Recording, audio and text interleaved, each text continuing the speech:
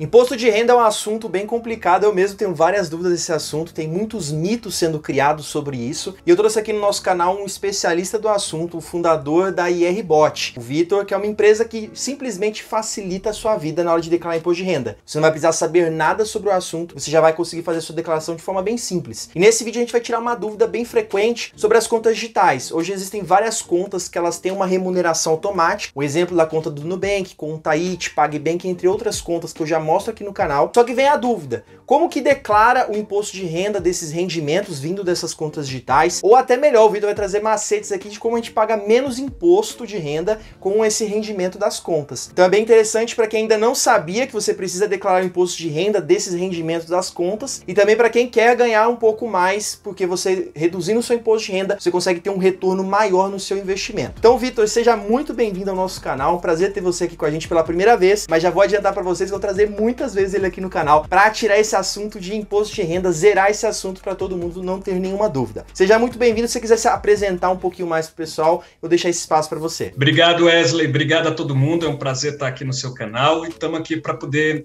tirar todas as dúvidas que vocês tiverem a respeito desse assunto. De fato, assim, o número de declarações que a gente tem recebido com contas digitais aumentou assim consideravelmente do ano passado para cá, principalmente por conta da pandemia, né? Houve uma adesão muito grande e surgem todo tipo de dúvida, né? Desde como que você faz a declaração dessas contas digitais, se elas configuram conta corrente, se configura investimento, cada uma pode ter algumas regras específicas e principalmente a principal aqui, que é o tema da nossa conversa, né? Sobre como que você consegue pagar menos imposto de renda, né? Já que o imposto de renda sobre essas contas digitais, ele existe, ele é retido na fonte e ele tem alíquotas diferentes dependendo do prazo da sua aplicação. Então, tem um mundo de coisas aí interessantes que a gente pode abordar. Maravilha. E muitas pessoas, pela facilidade de deixar o dinheiro parado na conta e deixar rendendo, a pessoa esquece que tem ali uma responsabilidade fiscal envolvendo aquilo, né? Boa parte dessas contas digitais, elas reaplicam isso em outros investimentos. E eu acho que está muito famoso também por conta da taxa Selic. A taxa Selic está muito alta e está trazendo muitos investidores para essa modalidade de investimento, tanto a modalidade de CDBs, como também de contas digitais remuneradas. Eu acho que ambos os dois estão dando bem lado a lado. Mas eu queria saber de você, Vitor, é obrigatório a declaração do imposto de renda na conta digital? Porque tem a questão das alíquotas, da questão da renda da pessoa e tem do rendimento. Se a pessoa ela tem uma dúvida, eu acho que deve ser bem frequente. Se a pessoa ela tem uma renda que está abaixo da alíquota para pagar o imposto de renda sobre a renda, se ela aplica o dinheiro em alguma conta digital, mesmo que aquilo renda alguma coisa para ela é obrigada a declarar imposto de renda ou somente se ela passar por daquela faixa de renda do imposto? Perfeito. Essa é uma das perguntas número 1, né? Para qualquer pessoa que tem algum tipo de aplicação de renda fixa. E quando a gente está falando em conta digital, praticamente todas, né, aplicam em renda fixa automaticamente o saldo que você tem lá na conta. E a resposta é, em regra, não. O simples fato de você ter uma aplicação de renda fixa, de você ter uma conta digital, não te torna obrigado a fazer a declaração de imposto de renda. Diferente, por exemplo, do que acontece com ações. No caso das ações, basta que você tenha movimentado 1 centavo que seja em bolsa, e isso sozinho já te torna obrigado a fazer a declaração, independentemente de você atender ou não as outras condições. Então, aplicou em renda fixa, não é suficiente. Veja se você se enquadra em alguma das condições de obrigatoriedade. Sendo que tem 2 exceções a essa regra. Tá? A primeira delas é se você tiver na sua conta digital um valor superior a R$300 mil em 31 de dezembro do ano calendário. Se você tiver mais de R$300 mil, aí sim, o simples fato de você ter essa conta digital com esses mais de R$300 mil já te torna obrigado a fazer a declaração. A segunda exceção, também quase tão rara quanto a primeira, é difícil a pessoa ter lá na conta um saldo alto como esse, e a segunda tem que ter tido rendimento ao longo do ano calendário superior a R$40 mil. Então, se o que você teve de rendimento da conta digital superou os R$40 mil ao longo do ano calendário, aí nesse caso também você se torna obrigado a declarar simplesmente por você ter a conta digital. Não se enquadrou em nenhuma dessas 2 exceções, também não significa que você esteja dispensado de fazer a declaração. Tem que ver se você atende a alguma das condições de obrigatoriedade. Primeira delas, ter tido rendimento tributável, como é o caso de salários, recebimentos como autônomo, renda do exterior, aluguéis recebidos, superior a R$ 28.559,70. Então, somando todos esses rendimentos no ano, se superar esses 28 mil, você se torna obrigado a declarar. Ou, como eu falei agora, se fez operação em bolsa, ou se recebeu rendimentos isentos, como é o caso de doações ou heranças superiores a R$40 mil, ou rendimentos sujeitos à tributação exclusiva, como é o caso desses rendimentos de aplicações financeiras. Ou se você fez algum tipo de alienação, né, de bem superior a R$300 mil ao longo do ano, tendo tido ganho de capital. Então, atendeu alguma dessas condições de obrigatoriedade, aí sim, você vai ter que fazer a sua declaração e quando fizer tem que declarar tudo, não é só aquilo que te fez se tornar obrigado. Muita gente acha, por exemplo, eu me tornei obrigado a declarar porque eu invisto em bolsa, então só vou declarar minhas operações em bolsa. Não. Uma vez obrigado a declarar, você tem que declarar tudo. Aí vão os rendimentos de maneira geral, independentemente do tipo, as despesas dedutíveis e aquelas de declaração obrigatória, bens que são também de declaração obrigatória e por aí vai. Foi bem interessante essa pergunta porque eu vejo muitas pessoas nos comentários que elas deixam de começar a dar o primeiro passo no mundo dos investimentos com medo da declaração do imposto de renda. Aí a pessoa só deixa o dinheiro aplicado na poupança, aí ela fala assim, Wesley, mas eu não quero investir porque eu vou ter que pagar imposto ou declarar imposto. E existem mitos sobre isso, muitas pessoas deixam de investir. É exatamente o mesmo da poupança, né? O trabalho que você vai ter é o quê? Pegar um informe de rendimentos da instituição financeira, onde você tem a poupança ou a conta digital, e fazer a declaração com base naquilo que está sendo indicado. Lá no IRBOT, por exemplo, você tem a opção de simplesmente mandar o informe de rendimento. Então, na hora em que você declara os seus investimentos, né, isso tem que ir como investimento. Aí a plataforma ela te pede para mandar os informes de rendimentos de todas as instituições financeiras onde você tem conta ou aplicação financeira. Você manda e aí isso é preenchido depois lá na plataforma em até um dia útil e você consegue conferir se todos os dados que estão lá estão batendo com o que está no seu informe de rendimento. Então, não tem diferença entre declarar poupança e declarar conta digital, o trabalho é o mesmo. Interessante, já aproveitando que você mencionou a IRBOT, vou deixar na descrição desse vídeo o link para você poder conhecer mais sobre a IRBOT. Você já viu que é simples para você fazer, você não precisa ter nenhum conhecimento, só você mandar os informes de rendimentos que já vem para você automaticamente no seu e-mail ou na configuração da conta digital. Você vai ali, deve ter uma opção de imposto de renda, onde você consegue pegar os informes de rendimento. Vitor, uma outra dúvida que surgiu aqui é a questão de pagar imposto de renda. Tem alguma dica, você que conhece mais esse assunto, como que a pessoa ela consegue pagar menos imposto nesses rendimentos de contas digitais? Maravilha. Uma coisa, pessoal, assim, que eu quero reforçar é que o imposto de renda nessas contas digitais, ele é uma espécie assim de imposto invisível, né? Porque ele é retido exclusivamente na fonte, e o que significa que é a própria instituição financeira quem faz o ato de declará-la não altera a apuração do seu imposto lá, tá? Na declaração anual. Por quê? Porque o valor que foi recolhido pelo banco, ele não está sujeito a ajuste, né? Ele não entra naquele bolo geral que está sujeito àquela tabela progressiva de 0 até 27,5%. Por isso que a gente chama de tributação exclusiva na fonte. E aí, no caso das aplicações de renda fixa, que é o caso do saldo que fica na maior parte das contas digitais, a tabela do imposto de renda ela é diferente. Em vez de ser uma tabela progressiva, ela é uma tabela regressiva, ou seja, a alíquota vai diminuindo de faixa para faixa. E o que faz com que ela diminua é o tempo da sua aplicação. Então, por exemplo, se você deixa até 180 dias a aplicação financeira e depois resgata, sobre o rendimento dessa aplicação incide uma alíquota de imposto de renda de 22,5%. Se é de 181 até 360 dias, essa alíquota cai para 20%. Se é de 361 até 720, cai para 17,5%. E se é acima de 721 dias, aí cai para a alíquota mínima, que é de 15%. E aí o que acontece? O Nubank, tá? E as principais contas digitais, elas sempre respeitam essa relação do prazo do depósito com o prazo do pagamento. Toda vez em que você faz um pagamento por meio da sua conta digital, isso é chamado pela instituição financeira de saque, tá? Isso configura um saque. Fez um pagamento, você está sacando parte da sua aplicação. Toda vez que você faz um depósito na sua conta, isso também configura uma aplicação, tá? Se você deposita R$100 hoje, isso é uma aplicação de R$100. Se amanhã você aplica mais 100, isso é uma outra aplicação de mais R$100. Quando, portanto, você efetuar um pagamento, né, um saque desse valor aí, isso vai ser puxado de algum desses depósitos. E qual que é o critério que a instituição financeira usa?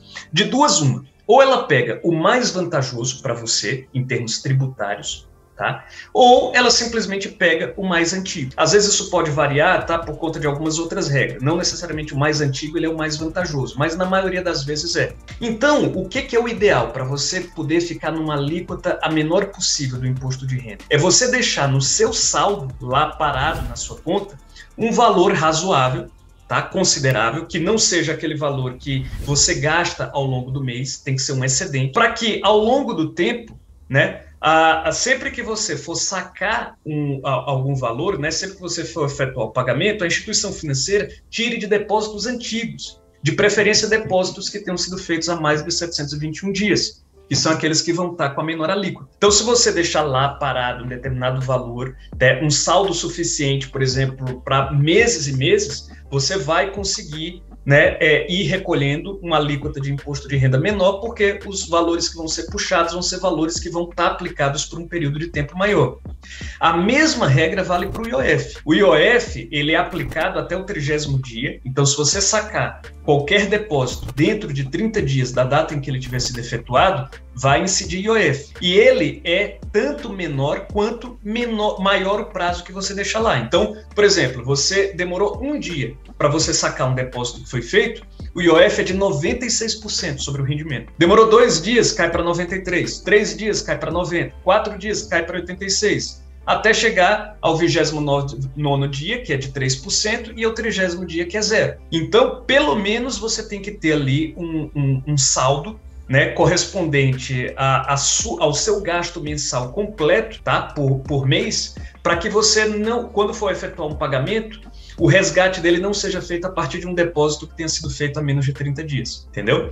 Então, assim, resumo da ópera: deixe o saldo o mais gordo possível na sua conta, né, sem jogar para outras aplicações, sem separar, sem colocar, por exemplo, no Nubank, sem colocar lá nas caixinhas dele, ou no porquinho, porque isso aí não vai contar para efeito lá de saque, tá? Deixa na conta mesmo que você usa, que você vai pagar uma alíquota menor, tanto de imposto de renda como de IOF. Dica matadora. Eu imaginava que era deixar o dinheiro mais tempo aplicado, mas para quem usa muito, faz muitas movimentações na conta, essa é uma dica muito boa para você manter essa alíquota. E ainda ficando mais 720 dias, fica 15% de desconto. Então vai valer muito a pena. Se você for contar isso no longo prazo, você ganha muito mais no seu investimento. É bem interessante. E eu agora surgiu outra dúvida também, Vitor, que é a questão de... Tem algumas contas digitais que elas têm o dinheiro que fica aplicado na conta, ele é gerado como uma bonificação, então eles são isento de imposto de renda. É o caso do IT. Isso, o do IT, ele tá, ou se eu não me engano, 99Pay tá começando com essa iniciativa, não tenho certeza ainda, mas eles estão querendo fazer isso. Como que funciona a questão de imposto de renda? É necessário declarar, ele gera algum informe, ou essa fica realmente